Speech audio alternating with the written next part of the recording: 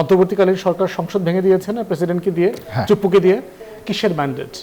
প্রধানমন্ত্রীকে চিঠি লিখে রাষ্ট্রপতিকে বলতে হয় যে সংসদ ভেঙে দেন। হাসিনা বলছে সংসদ ভেঙে দিতে, তাহলে সংসদ ভেঙে দিল কেন? তাহলে if I can carry on speaking, মানে আপনি গত 24 সাল থেকে যা যা করেছেন, everything goes against the very essence and spirit of the constitution. তাহলে যেই সংবিধানটা অমান্য করে একটা গণ অভ্যুত্থান হয়েছে, যেই সংবিধানটা অমান্য করে হাসিনার সরকারকে পদচ্যুত করা হয়েছে, যেই সংবিধানটা অমান্য করে সংসদ ভেঙে দিয়ে 106-এর ব্র্যাকেটে একটা সরকার গঠিত হয়েছে, সেই সংবিধানকে বলা হচ্ছে যে এটার বাইরে আমরা যেতে পারবো না। আপনি তো অলরেডি এটার বাইরে চলে গেছেন। যেই সংবিধানের ধারাবাহিকতার মধ্য দিয়ে দেশ চলতেছিল এবং হাসিনা যেটাকে তার পৈতৃক সম্পত্তি হিসাবে ব্যবহার করছে, তারও সেই সংবিধানের অনেক ভালো ভালো জিনিসও আছে, সেই সংবিধান সব খারাপ তা না। সেখানে সেই সংবিধানেরও 106-এর আপনারা জানেন আলোকে সরকারের বৈধতা নিশ্চিত করা হয়েছে। এখন প্রবলেম হলো জুলাই সনদকে দেখবার দৃষ্টিভঙ্গিতে আমি মনে করি জুলাই সনদকে বিরোধী দল এরা দেখতেছে একটা লিগ্যাল এন্টিটি হিসাবে, আর বিএনপি দেখতেছে এটা একটা পলিটিক্যাল প্রবলেম হিসাবে, একটা পলিটিক্যাল চুক্তি হিসাবে। এবং সেই পলিটিক্যাল চুক্তির সাথে স্বাক্ষর করছে সবার সামনে, সারা জাতির সামনে, দেশি বিদেশি লোকজনের সামনে, এবং সেই স্বাক্ষরটা সে করছে উইথ নোট অফ ডিসেন্ট। এইবার সরকার যে অধ্যাদেশটা জারি করছে জুলাই সনদ বিষয়ক অন্তর্বর্তীকালীন সরকার, সেখানে নোট অফ ডিসেন্টের বিষয়গুলো নাই। এবং গণভোটে যে প্রক্রিয়া গেছে সেই গণভোটের প্রক্রিয়াটাই তো পরিষ্কার না। আপনি যেভাবে কোশ্চেন ঠিক করছেন, আপনি 4টা বিষয় দিয়ে দিচ্ছেন, আবার হা না দিয়ে দিচ্ছেন।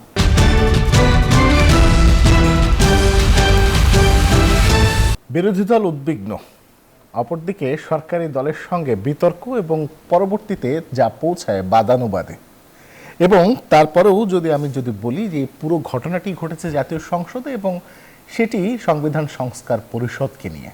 আর তাই আজ নতুন বাংলাদেশে আমাদের আলোচনার বিষয় সংবিধান সংস্কার পরিষদ নিয়ে জটিলতা। আপনাদের সবাইকে স্বাগত জানাচ্ছি, আমি রিশাদ হাসান এবং দেখছেন নিউজ 24। আজকে আমাদের সঙ্গে নিয়মিত স্টুডিওতে দুজন অতিথি উপস্থিত আছেন। আমি একটু আমার ডান পাশে পরিচয় করে দিতে চাই। আমার ডান পাশে আছেন ব্যারিস্টার আসাদুজ্জামান ফুয়াদ, সাধারণ সম্পাদক এবি পার্টি, এবং আর কিছুক্ষণের মধ্যে আমাদের সঙ্গে যুক্ত হবেন রেজাউল করিম রনি, সিনিয়র সাংবাদিক ও রাজনৈতিক বিশ্লেষক। তিনি আসার পরেই আমরা মূল যে আলোচনা সেটি যাব, কিন্তু আমাদের যে আলোচনার বিষয় সংবিধান সংস্কার পরিষদ নিয়ে জটিলতা, সেটা নিয়ে ব্যারিস্টার আসাদুজ্জামান ফুয়াদ আপনার কাছে আসি। একটু বলবেন যে সংবিধান সংস্কার পরিষদ নিয়ে জটিলতার জায়গাটা কোথায়? ধন্যবাদ। জটিলতার জায়গাটা হচ্ছে পিছনে অন্তর্বর্তীকালীন সরকারের স্ট্যাটাসটা কি আসলে, এটাই হচ্ছে the cracks of the question. এবং এইখানে এসেনশিয়ালি বিএনপির সাথে বাকি রাজনৈতিক দলগুলোর আগে থেকেই বরাবরই ঐকমত্য কমিশনে আমাদের বিএনপির সাথে এগুলো নিয়ে দ্বিমত ছিল যে আসলে এই সরকারটার স্ট্যাটাসটা কি। আমরা বারবার বলতে চেয়েছি যে এই সরকারটা হচ্ছে গণ অভ্যুত্থানের ম্যান্ডেট নিয়ে আসা একটা সরকার ছিল, অন্তর্বর্তীকালীন সরকার। বিএনপি মনে করে যে না, এটা একটা সাংবিধানিক সরকার এবং তার রেফারেন্স হচ্ছে যে সংবিধানের আলোকে সে শপথ নিয়েছে 106 আর্টিকেল সংবিধানের, এইটার ম্যান্ডেট নিয়ে এই সরকারটা গঠিত হয়েছে।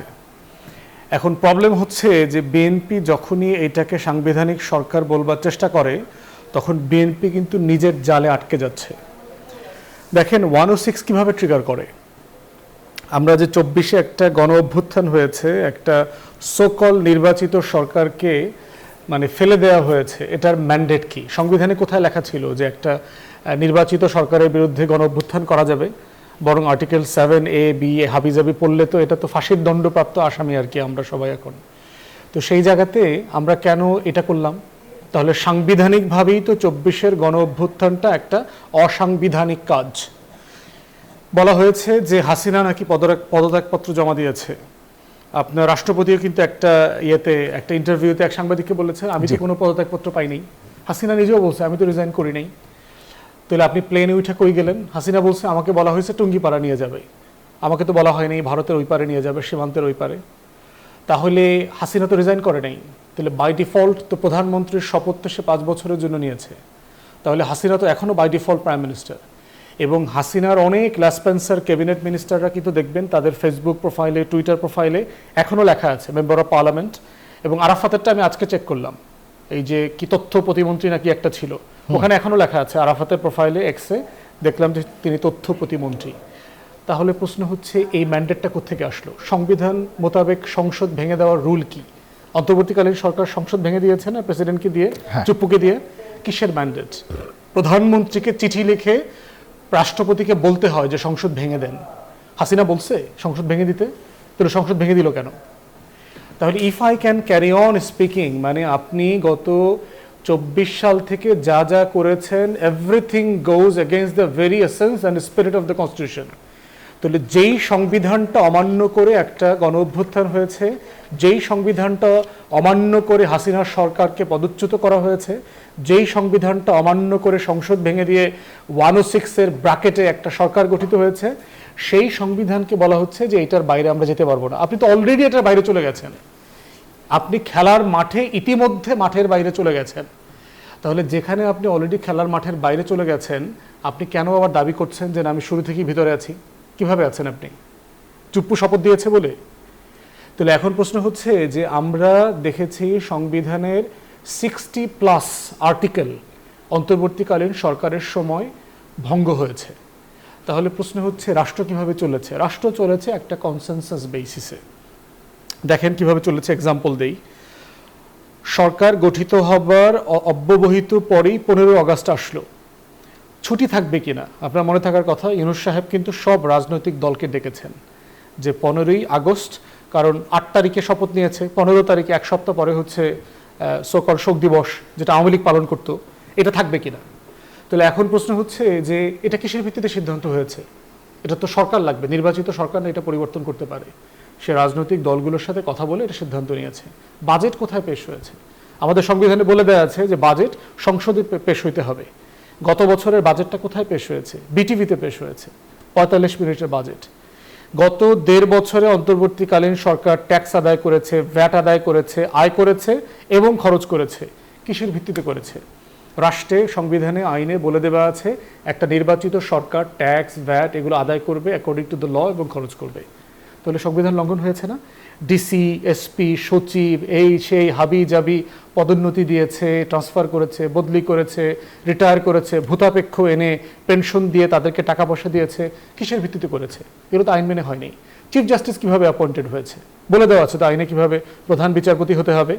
আইনে বলে দেওয়া আছে প্রধানমন্ত্রীর সাথে, এর সাথে, ওর সাথে প্রধান বিচারপতি, হাবি জাবি, আইন মন্ত্রণালয় সবাই মিল্লা জিল্লা পরামর্শ করে ঠিক করবে চিফ জাস্টিস কে হবে, হাইকোর্টের জাজ কে হবে, অ্যাপেলেট ডিভিশনে কিভাবে এলিভেটেড হবে, এগুলো তো সংবিধানে বলে দেওয়া আছে। কিভাবে হয়েছে?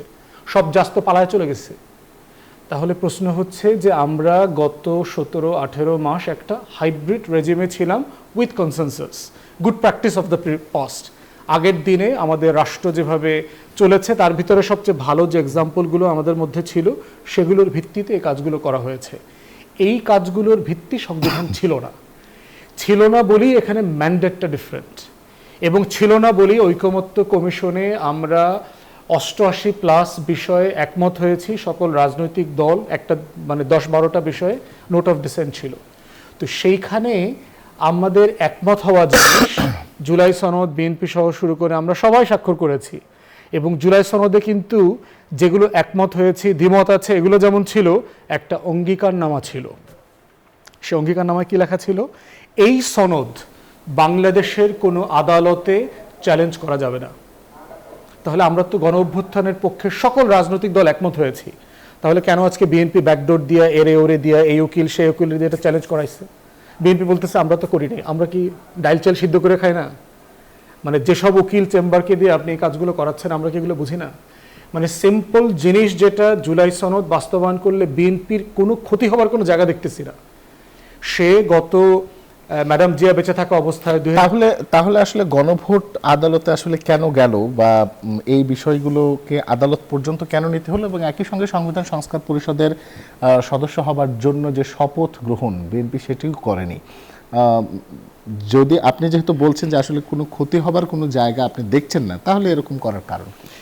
এর ভিতরে একটা হচ্ছে বিএনপির নেতারা কোথাও দেশে বিদেশে কোথাও কারো কাছে দাসখত দিয়েছে কিনা, এটা একমাত্র জায়গা আর কি বোঝার, যে তারা অন্য কোনো জায়গাতে ওয়াদা দিয়ে ক্ষমতায় আসছে যে আমরা ক্ষমতায় গেলে জুলাই সনদ বাস্তবায়ন করব না, আমরা ক্ষমতায় গেলে হাসিনার বিচার করব না, আওয়ামী লীগকে পুনর্বাসন করব নির্বাচনের রাজনীতিতে, এরকম কোনো ওয়াদা দিয়ে আসছে কিনা সেইটা বিএনপিকে প্রমাণ করতে হবে।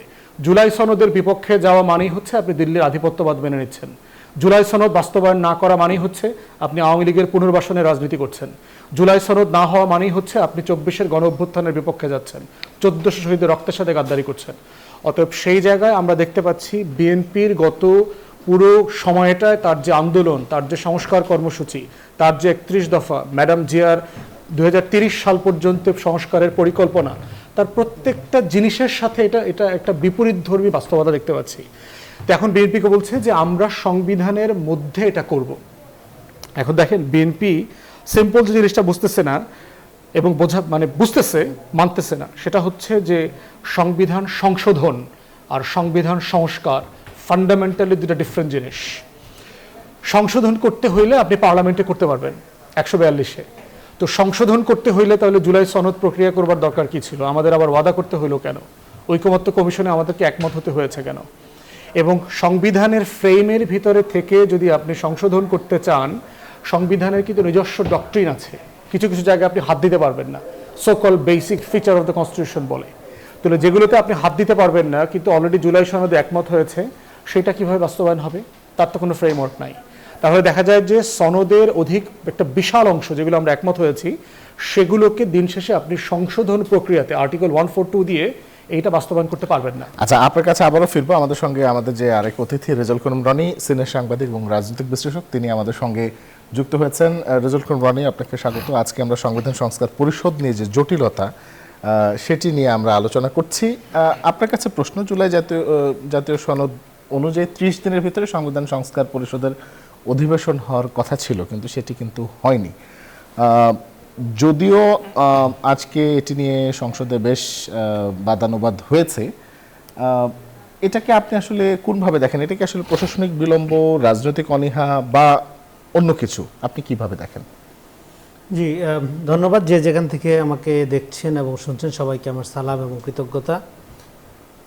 দেখেন, আমাদের এখানে এই ইস্যুটা নতুন না। এই ইস্যুটা বরং ইলেকশনের অনেক আগের থেকেই এই ইস্যুটাকে কেন্দ্র করে, এটা আমি মনে করি দৃষ্টিভঙ্গির একটা পার্থক্য। এটাকে আমি বলবো যে এটা clash of interpretation, not clash of civilization. তো ইন্টারপ্রিটেশনের ক্ষেত্রে দেখেন, আমাদের এখানে হাসিনার আমলের যে ফ্যাসিবাদটা ছিল, এটা একটা সেম টাইম সাংবিধানিক ফ্যাসিবাদ। এইটার থেকে বের হইতে হবে, এই ব্যাপারে আমার মনে হয় কারো কোনো দ্বিমত নাই। কিন্তু কথা হলো বের হওয়ার প্রক্রিয়াটা কি হবে? বের হওয়ার প্রক্রিয়াটা কি ডেমোক্রেটিক হবে না আনডেমোক্রেটিক হবে? দেখেন, পার্লামেন্ট স্থাপিত হওয়ার মধ্য দিয়ে গণতন্ত্র শুরু হয়ে যায় না। পার্লামেন্ট পাকিস্তানেও আছে, পাকিস্তানে আছে, ইন্ডিয়াতে আছে, বাংলাদেশে এর আগে পার্লামেন্ট ছিল, হাসিনার আমলে পার্লামেন্ট ছিল। ফলে পার্লামেন্টে বসে আপনি গণতন্ত্রকে শক্তিশালী করার কাজ করছেন না গণতন্ত্রকে আরও পিছিয়ে দিচ্ছেন, সেইটা আমরা দেখব। এবং সেইটা যখন আমরা বুঝতে পারবো, মানে আপনার অ্যাক্টিভিটির মধ্য দিয়ে, তখন কিন্তু আপনার রাজনীতিটা আমাদের কাছে পরিষ্কার হবে। আপনি মুখের যতই গণতান্ত্রিক বলেন। তো ফলে জনগণের ভোটে যারা নির্বাচিত, তারা এই ইস্যুটাকে লিগ্যাল এবং পলিটিক্যাল, এই দুইটার মধ্যে যেটা পার্থক্য আছে, এটা গুলাই ফেলতেছে। লিগ্যালি আপনি অনেক যুক্তি দিতে পারবেন, কিন্তু সমস্যাটা তো পলিটিক্যাল, এবং পলিটিক্যাল সমস্যার সমাধানটা হইতে হবে পলিটিক্যালি, লিগ্যালি না। এবং আমাদের এখন আমরা যত অবস্থার মধ্যেই যাই, একটা এক্সট্রা কনস্টিটিউশনাল অবস্থার মধ্যে দিয়ে আমাদের যেতে হবে।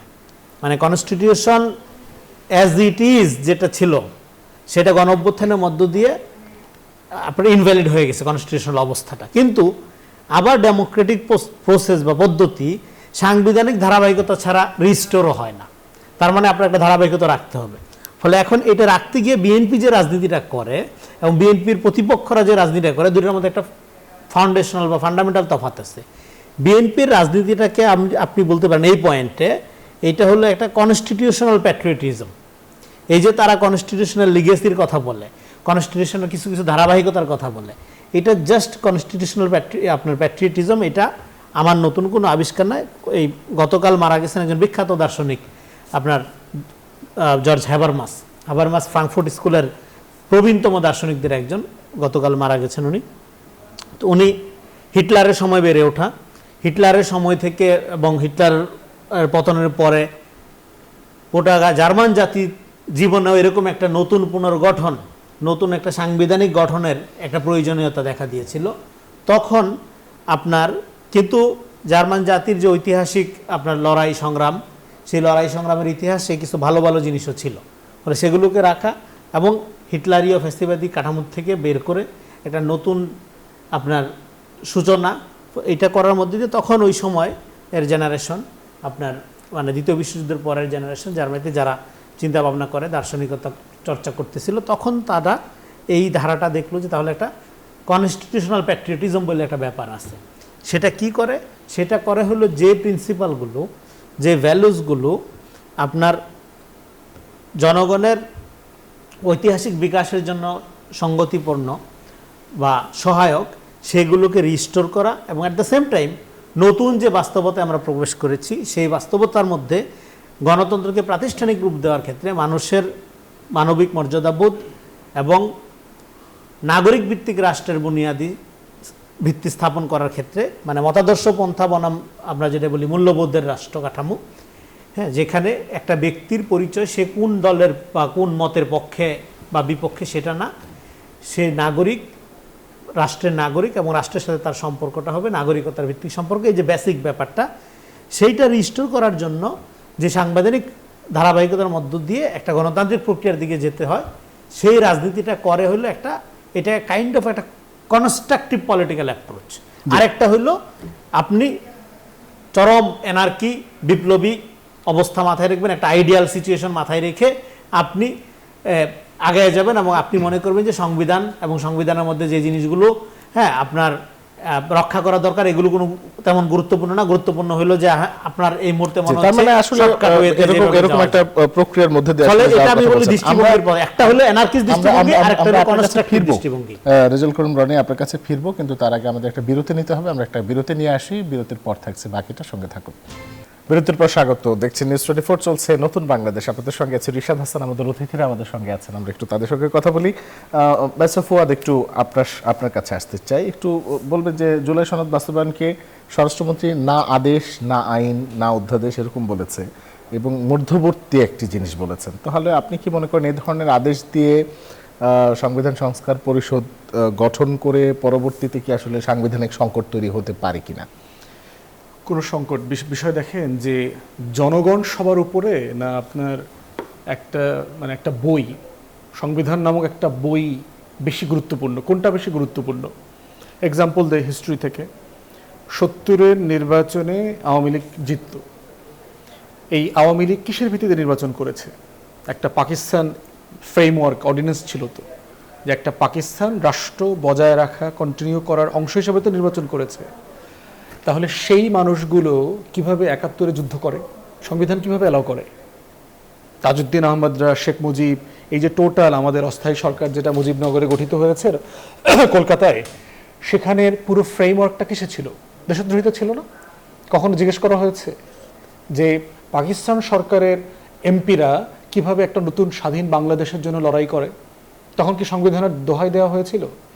মুক্তির লড়াই কি কোনোদিন বইয়ের নোটবুকের কোন অনুচ্ছেদে কি লেখা থাকে সেটা দিয়ে হয়? মানুষকে সেভাবে প্রতিবাদ করে?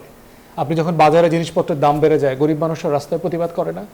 আমরা যখন কোনো অন্যায়ের শিকার হই, ধর্ষণের শিকার হই, আমাদের মা বোনরা প্রতিবাদ করে না? করে তো। এই জিনিসগুলো তো সংবিধান মেনে হয় না। লড়াই, সংগ্রাম, মুক্তির সংগ্রাম। তো বিএনপি এমন সাডেনলি এমন আচরণ করা শুরু করেছে, বিএনপির কিছু নেতা, মনে হচ্ছে 24-এ কিছু হয়নি, অ্যাজ ইফ মানে আমরা সাডেনলি সবই ঠিকঠাক ছিল, একটা নতুন করে একটা নির্বাচন হয়েছে, আমরা ক্ষমতায় চলে আসছি।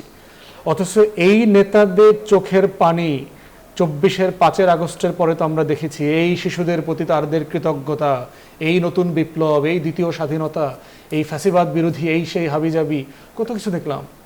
সাডেনলি তারা এমন আচরণ করতেছে as if nothing happened. So এখন এইটা যদি তারা করে, তাহলে যেটা হবে আমি ধারণা করছি, 75-এর পট পরিবর্তনের পরে সবচেয়ে বড় বেনিফিশিয়ারি কারা ছিল? বিএনপি ছিল। সেই বেনিফিশিয়ারির জায়গা থেকে তারা দল তৈরি করেছে, ক্ষমতায় ছিল। শহীদ জিয়া বাংলাদেশের ইতিহাসে সবচেয়ে সফল রাষ্ট্রপতি রাষ্ট্রনায়ক ছিলেন। এই প্রত্যেকটা জায়গাকে অস্বীকার করা হবে। শহীদ প্রেসিডেন্ট জিয়াউর রহমান কি এই কাজগুলো করেন নাই? উনি কি মার্শাল্লাহ অ্যাডমিনিস্ট্রেটর হন নাই? উনি কি প্রোক্লামেশন করেন নাই?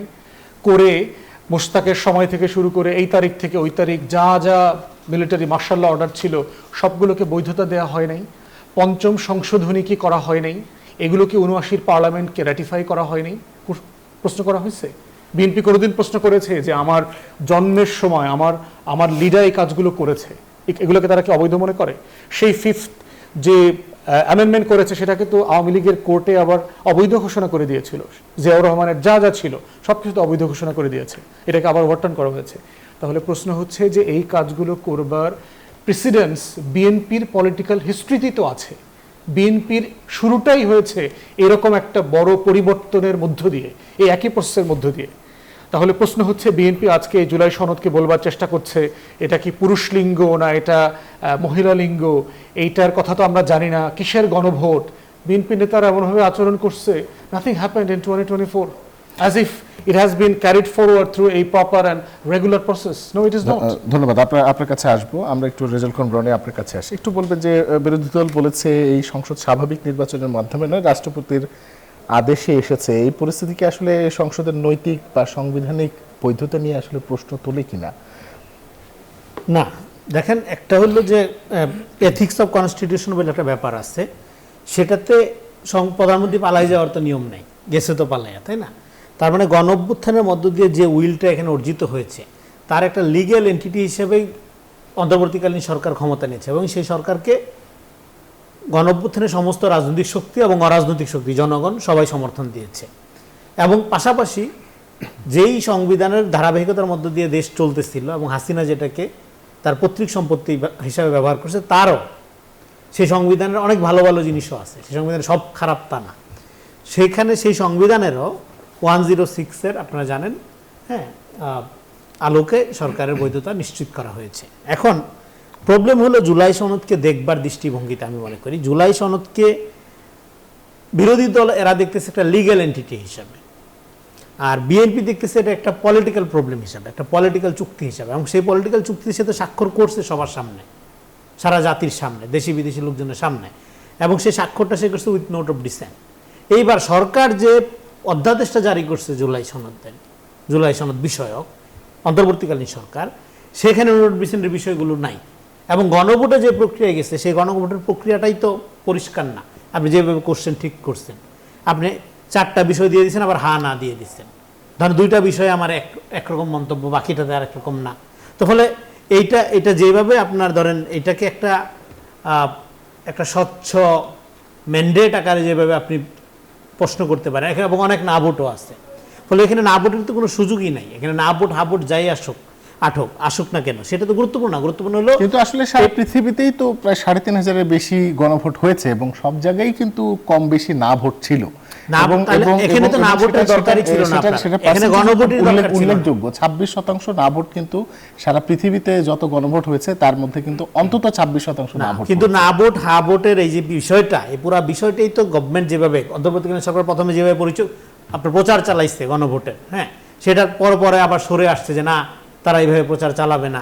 তো ফলে তাদের মধ্যে তো একটা ডিলেমা ছিল শুরুর থেকে। আরেকটা হলো যে এখানে যেহেতু আগেই তারা অঙ্গীকারবদ্ধ, আগেই যেহেতু তারা স্বাক্ষর করেছে, ফলে এখানে তো এই গণভোটের বিষয়টার দরকারই ছিল না। এটা কতগুলো অপচয় হয়েছে রাষ্ট্রের টাকা পয়সার, কারণ এই যে তারা সবাই মিলে স্বাক্ষর করলো, এর একটা দলই তো সরকার গঠন করছে, বিএনপি, তাই না? তাহলে এখানে বিএনপি ছাড়া অন্য কেউ যদি সরকার গঠন করতো গণভোট ছাড়াই, কারণ এখানে নোট অফ ডিসেন্ট সবাই দিয়েছে, সব দল দিয়েছে কম বেশি, জামাত দিয়েছে, বিএনপি দিয়েছে, অন্যান্য বামপন্থী দল দিয়েছে। কিন্তু এই নির্বাচনের আগে ন্যারেটিভ তৈরি করা হয়েছে কি নোট অফ ডিসেন্ট মানেই বিএনপি, সংস্কার বিরোধিতা মানেই বিএনপি।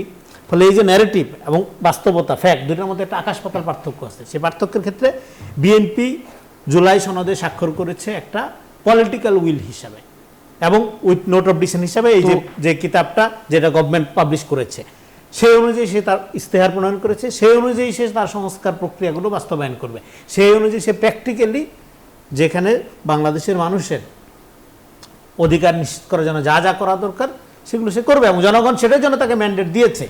এখন সেখানে গণভোটের এই রায়ের আলোকে জুলাই সনদকে আলাদা করে এক্সট্রা লিগ্যাল এন্টিটি আকারে দেখবার বিপদটা কি সেটা আমি বলি। আচ্ছা, আমরা এই বিষয়টা একটু এসে শুনবো, আপনাকে দিয়ে আমরা এবার এসে শুরু করবো। আমরা একটা ছোট বিরতিতে যেতে চাই, বিরতির পর যখন ফিরবো তখন থাকছে এই সংক্রান্ত বাকি আলোচনা। আমাদের সঙ্গে থাকুন। বিরতির পর স্বাগত আরেকবার। দেখছি নিউজ 24 চলছে নতুন বাংলাদেশ। আমাদের অতিথিরা আমাদের সঙ্গে আছেন, আমরা আমাদের অতিথিদের কাছে সরাসরি চলে যাই। রেজাউল করিম রনি, আসলে একেবারে মূলত এই সমস্যার সমাধান বা এই জটিলতার নিরসন আসলে কোথায় হবে?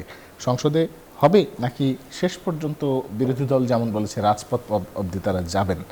কোথায় হবে? দেখেন, রাজপথে যেতেই পারে বিরোধী দল, কিন্তু রাজপথে যাওয়ার জন্য সেটার তো ধরেন পাবলিক রিজন, পাবলিকের মধ্যে এই মানে ধরেন যে এই বিষয়ে একটা গ্রহণযোগ্য উত্তর থাকতে হবে বা পাবলিককে কনভিন্স হইতে হবে যে এটা আসলে রাজপথে যাওয়ার মতো অবস্থায় উপনীত হয়েছে, এই কারণে বিরোধী দল রাজপথে গেছে। এখন প্রবলেমটা হলো আমরা পলিটিক্সটা কিভাবে করব সেই সিদ্ধান্তটা নিতে হবে সরকারি দল বিরোধী দল উভয়কে।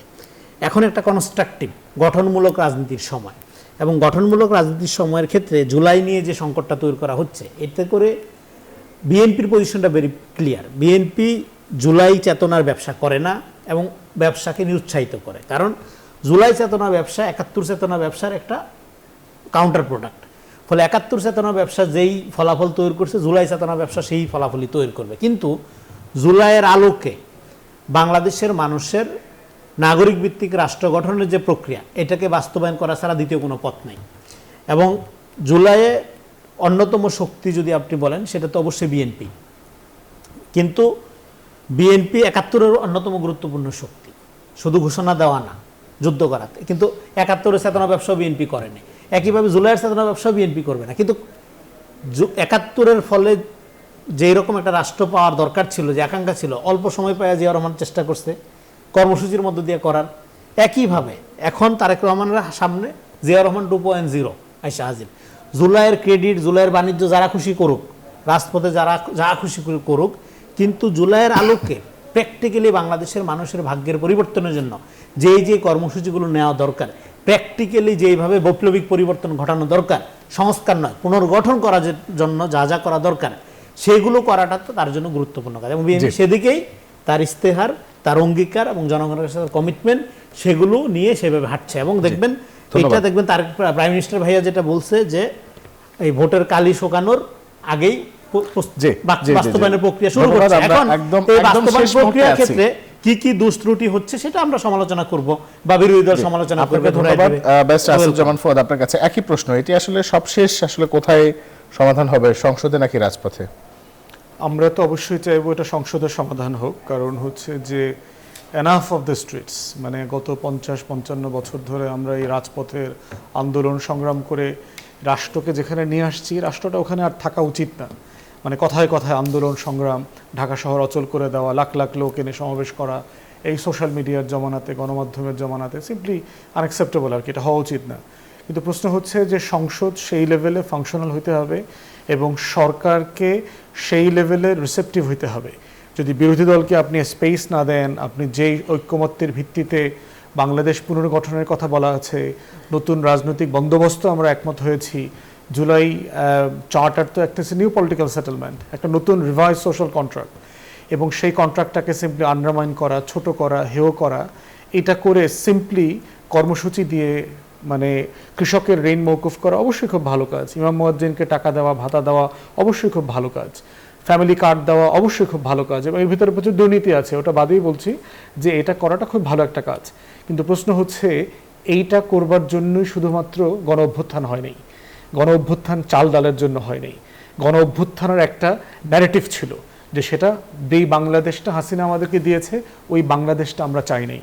এটাও মাথায় রাখতে হবে যে রাজনৈতিক পলিটিক্যাল সেটেলমেন্টে যাদেরকে ভাতা দিচ্ছেন, তারা কখনো সমাজে পলিটিক্যাল সেটেলমেন্ট তৈরি করে না। পলিটিক্যাল সেটেলমেন্ট তৈরি করে হচ্ছে মধ্যবিত্তরা, শিক্ষিত শহরের মানুষগুলো, ইয়াংরা, তরুণরা, ছাত্র, যুবকরা, যারা 24-এর গণ অভ্যুত্থান করেছে। কিন্তু সেই জায়গাতে দেখতে পাচ্ছি এই অংশের চিন্তাটাকে, এই অংশের প্রত্যাশাকে, আকাঙ্ক্ষাকে যদি আন্ডারমাইন করা হয়, শুধুমাত্র চাল ডালের খাবার কর্মসূচি কিন্তু হাসিনাও দিছে, প্রচুর ওয়েলফেয়ার দিচ্ছে, প্রচুর ডেভেলপমেন্ট করছে, রাস্তাঘাট করছে, দিন শেষে এটা ওয়ার্ক করে নাই। তো এই জন্য হচ্ছে ডেমোক্রেটিক ভ্যালুস, আমাদের যে চার্টার যেটা একমত হয়েছি, যেখানে ন্যূনতম বিএনপির ক্ষতি হওয়ার মতো কোনো প্রভিশন আমি দেখি নাই, কোনো কিছু পাইনি। তাহলে সেই জায়গাতে সেটার বিপক্ষে যাওয়াটা প্রতিদিন বিএনপিকে আনপপুলার করে দিচ্ছে তরুণদের কাছে, যারা সংখ্যায় আগামী দিনগুলোতে ভোটের হারিতে কোটিতে কোটিতে বাড়বে। অনেক অনেক ধন্যবাদ আপনাদের দুজনকে আমাদের সঙ্গে স্টুডিওতে উপস্থিত হওয়ার জন্য, আপনাদের মতামতগুলো আমাদের সঙ্গে জানানোর জন্য। দর্শক, এ পর্যন্তই ছিল আমাদের আজকের আয়োজন। প্রতি রবি থেকে বৃহস্পতি রাত 9টা থেকে 10টা দেখুন নতুন বাংলাদেশ। আজকের মতো এখানে এসে শুভরাত্রি।